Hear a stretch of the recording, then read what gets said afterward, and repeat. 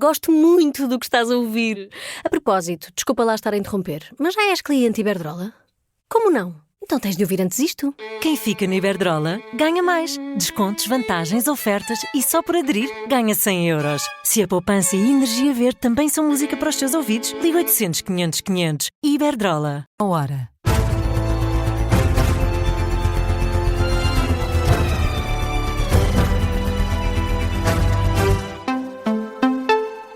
As notícias com Beatriz Félix. Boa noite, 1h, vamos às notícias na Rádio Observador e a começar pelo debate desta noite entre Luís Marques Mendes e Jorge Pinto. Os dois debateram a escolha do juiz Carlos Alexandre para liderar a Comissão de Combate à Fraude no SNS, com críticas do lado do candidato apoiado pelo LIVRE. Jorge Pinto questiona a nomeação do Executivo, mas não só. Diz que a nova unidade de combate à fraude no SNS se trata apenas de marketing. Isto parece uma jogada de marketing do Governo. E vou explicar porquê. Porque, repare, o Governo, quando tomou posse na anterior legislatura, dizia que tinha um plano a muito breve prazo para responder aos problemas do SNS. Como não conseguiu apresentar resposta, foi inventando diferentes problemas. Ou eram os imigrantes, agora são as fraudes. Fraudes essas que é evidente que existem. O que eu quero dizer é que já houve uma equipa semelhante em 2012, se a memória não me atraiçoa. Os resultados foram relativamente limitados em relação àquilo que identificaram. O que eu me pergunto é porquê o juiz Carlos Alexandre? Porquê? Qual é a sua experiência? Qual é a sua experiência em relação à saúde? Já Luís Marques Mendes tem uma opinião diferente sobre o tema. O candidato apoiado pelo PSD fala de uma boa escolha e diz que não é necessário ter experiência na saúde para demonstrar que está à altura. Acho que aquilo que foi anunciado na saúde é uma belíssima decisão. É uma boa decisão porque foi rápida, é muito bem escolhido. A experiência que ele tem, designadamente em matéria de tratar na área dele da justiça e combate à corrupção, incute respeito, para não dizer até medo, mas sobretudo respeito. E eu acho que ele não precisa de saber de saúde, porque ele não vai ser Ministro da Saúde, nem Secretário-Estado da Saúde, mas vai criar as condições ou propor regras para, no domínio justamente da prevenção, poder haver, de facto, uma situação bem mais exigente do que o facilitismo que, pelos vistos, exige hoje. Ainda neste debate, um destaque também, de novo, para o tema da independência de cada candidato. Jorge Pinto diz que um Presidente da República deve ser um contrapeso democrático, algo que considera que Marques Mendes não vai conseguir fazer pela proximidade ao Governo. Um Presidente da República pode e deve ser um contrapeso democrático. Os portugueses não devem querer, e eu acho que não querem mesmo, e eu não quero, ter os ovos todos na mesma cesta. Isto não é bom para o país. Às vezes, esta proximidade entre Luís Marques Mendes e o Governo pode realmente ser uma proximidade em demasia que depois faça com que Luís Marques Mendes não possa ser o Presidente da República, que seja este contrapeso democrático que nós precisamos. Porque, caso contrário, pondo os ovos todos no mesmo cesto, é mesmo um mau serviço que fazemos ao país. Do outro lado, Marques Mendes lembra que ninguém se queixou quando Jorge Sampaio era Presidente da República e António Guterres, Primeiro-Ministro. Na nossa democracia, os vários presidentes conviveram com vários tipos de governo. Mas vou dizer uma coisa, vamos a um exemplo concreto que desmonta completamente a sua teoria.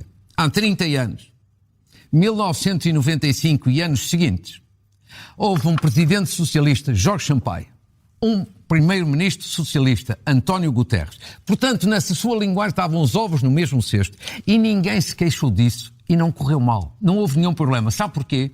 Porque Jorge Sampaio foi um presidente independente, imparcial e isento. E é aquilo que eu também serei. Luís Marques Mendes a lembrar duas figuras do Partido Socialista para voltar a garantir a independência face ao Executivo da AD. Diz que já provou por isso diversas vezes. Alguns dos destaques deste nono debate de 28 debates presidenciais. O próximo é já este domingo às 9h.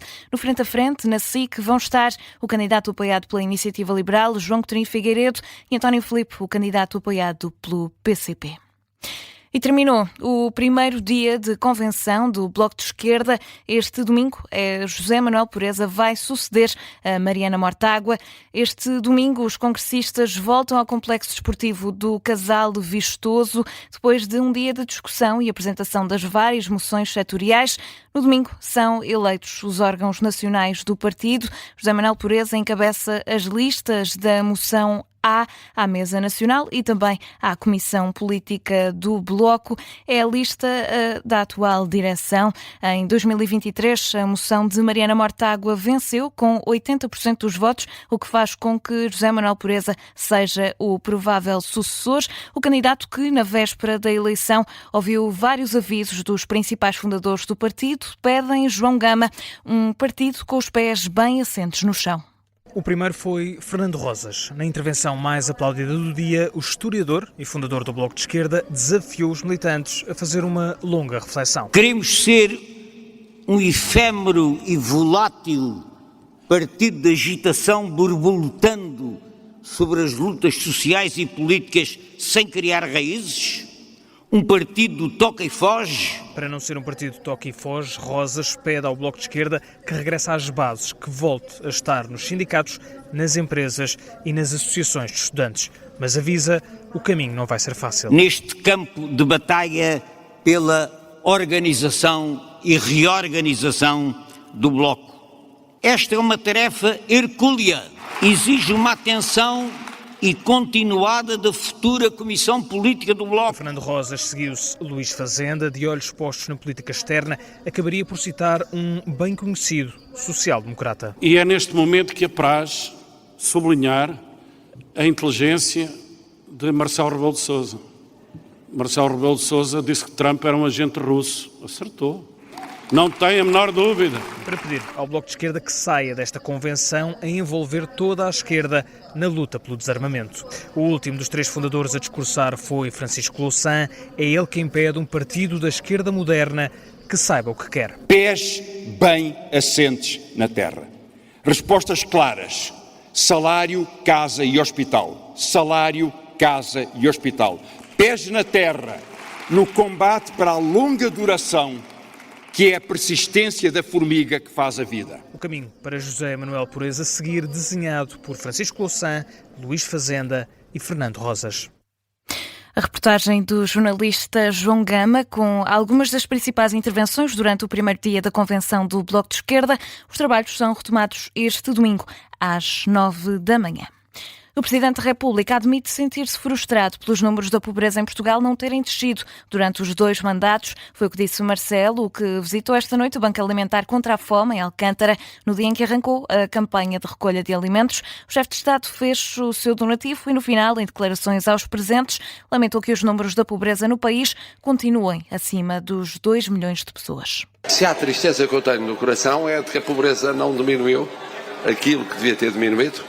Porque se tem diminuído e não estivesse e não continuasse a estar à volta dos 2 milhões de pessoas, mais coisa, menos coisa, 2 milhões de portugueses é muito português, e desses 2 milhões haver quase 400 mil que recebem o apoio dos bancos alimentares, quer dizer que é um quinto. Essa é a tristeza. A alegria é mais voluntários, mais jovens.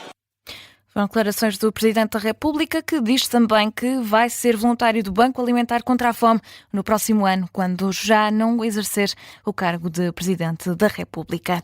Olhamos ainda neste jornal para o futebol e para o Benfica, que regressou às vitórias no campeonato. As águias venceram na Madeira o Nacional por 2-1, um jogo com um final dramático na Choupana. O Nacional marcou primeiro por Chucu Ramírez aos 60 minutos. Os madeirenses estiveram na frente até perto dos 90, quando o argentino Prestiani igualou o marcador aos 90 minutos, mais 5 já no tempo de prolongamento. Pavlídeos consumou reviravolta no marcador e deu os 3 pontos à equipa encarnada. Depois das vitórias para a Taça e para a Liga dos Campeões, os encarnados voltam aos triunfos na Liga. No final da partida, José Mourinho destacou a dificuldade do encontro, não tem dúvidas quanto à justiça do vencedor e destaca a entrada em campo positiva dos suplentes. Os 3 que entraram, o Prestiani, o Ivanovic, o Sheldrup, entraram bem, deram outro andamento ao jogo. E depois há aquela coisa, quando se ganha nos últimos minutos, há sempre aquele dramatismo, mas eu acho que a performance do Benfica globalmente é muito bem conseguida. Nós em Guimarães tivemos uma muito boa segunda parte, mas aqui tivemos um bom jogo durante os 90 minutos. Do lado da equipa da casa, Tiago Margarido assumiu a justiça da vitória encarnada, mas quis deixar uma mensagem de satisfação aos atletas. Foi o jogo dentro daquilo que era expectável. Obviamente que jogando contra uma grande equipa como o Benfica, com um grande investimento, é difícil nós assumirmos as rédeas do jogo, saímos a espaços com competência, criávamos alguma frição naquilo que era o jogo e o conforto do Benfica. Portanto, acho que os jogadores foram exímios a cumprir o plano de jogo. A verdade é que o Benfica, pelo somatório do jogo, tem uma vitória justa, mas não tem como não ficar orgulhoso dos meus jogadores. Foram declarações de Tiago Margarido no pós-jogo. As Águias igualam à condição do Sporting com 28 pontos no segundo lugar. Os Leões só jogam este domingo, vão receber em Alvalade o Estrela da Amadora a partir das 6 da tarde. Depois disso, no Dragão, às 8h30, o Futebol Clube do Porto recebe o Estoril. São 2 encontros para ouvir aqui, uma emissão especial com relato e análise em direto aqui na Rádio Observadores. E lá fora, o Flamengo venceu a Taça Libertadores da América, derrotou o Palmeiras de Abel Ferreira na final por 1-0. Valeu o golo do ex-Futebol Clube do Porto, Danilo, à passagem do minuto 67. O emblema carioca vinga-se assim da derrota na final de 2021, precisamente contra o Verdão de Abel. Agora a sorte sorriu para o Mengão, que volta a conquistar a prova 3 anos depois. É também a primeira grande conquista de Filipe Luís enquanto treinador, ele que em 2019 era lateral esquerdo daquele Flamengo de Jorge Jesus, que venceu a Libertadores contra o River Plate. Ironia ou não, 6 anos depois, no mesmo estádio monumental de Lima, o Flamengo volta a sorrir. E há tempo ainda neste jornal para falar de atualidade internacional. O presidente ucraniano considera viável alcançar nos próximos dias um acordo para um fim digno da guerra com a Rússia. É pelo menos a convicção de Volodymyr Zelensky, transmitida no habitual discurso ao final de cada dia. Zelensky destaca que a delegação ucraniana para as negociações já está nos Estados Unidos para continuar o diálogo com base nos pontos de Genebra. O líder máximo da Ucrânia mostra-se otimista. A delegação ucraniana deverá estar nos Estados Unidos ainda hoje, no horário americano. O diálogo baseado nos pontos de Genebra vai continuar. A diplomacia permanece ativa. O lado americano está a demonstrar uma abordagem construtiva e nos próximos dias será possível definir os passos necessários para determinar como dar um fim digno à guerra. A delegação ucraniana possui as diretrizes necessárias e espero que os membros trabalhem de acordo com as claras prioridades da Ucrânia.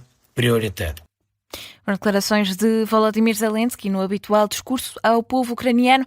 Entretanto, um responsável governamental dos Estados Unidos, citado pela agência noticiosa France Press, indicou que o secretário de Estado norte-americano, Marco Rubio, e também o enviado especial do presidente Donald Trump, Steve Witkoff, vão encontrar-se no domingo com a delegação ucraniana na Flórida.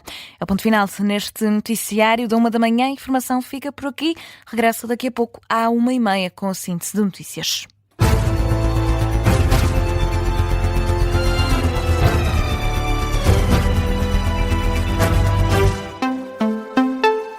Gosto muito do que estás a ouvir. A propósito, desculpa lá estar a interromper, mas já és cliente Iberdrola?